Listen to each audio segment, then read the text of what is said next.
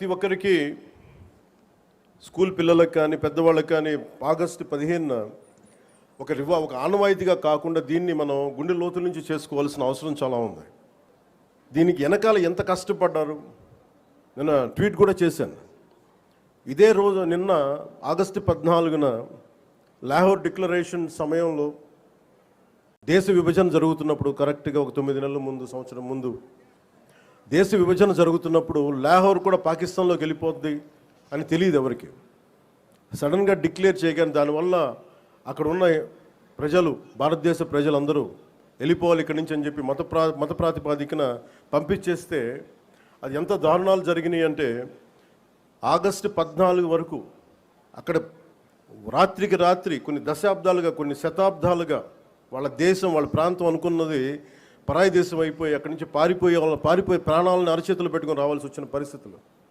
అలాంటి పరిస్థితులను ఒకవైపు పంజాబ్లో మహిళలు సామూహిక మానభంగాలు గురవుతూ చాలా నిర్దాక్ష్యమైన పరిస్థితుల్లో ఉండి, అంటే మన స్వాతంత్రం చాలా తేలిగ్గా సంపాదించుకున్నాం, కేవలం ఏమంటారు అహింసా విధానాల ద్వారా మనం సంపాదించుకున్నాం అంటాం, కానీ వాస్తవానికి మన స్వాతంత్రం రావడానికి చాలా హింస జరిగింది.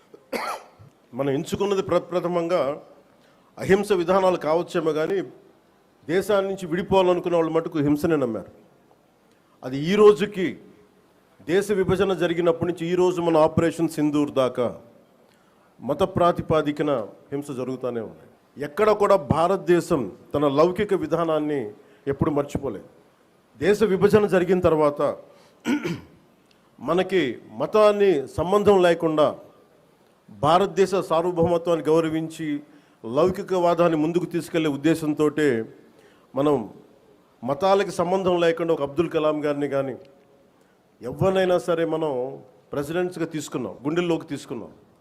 కానీ ఇది పాకిస్తాన్లో లేదు.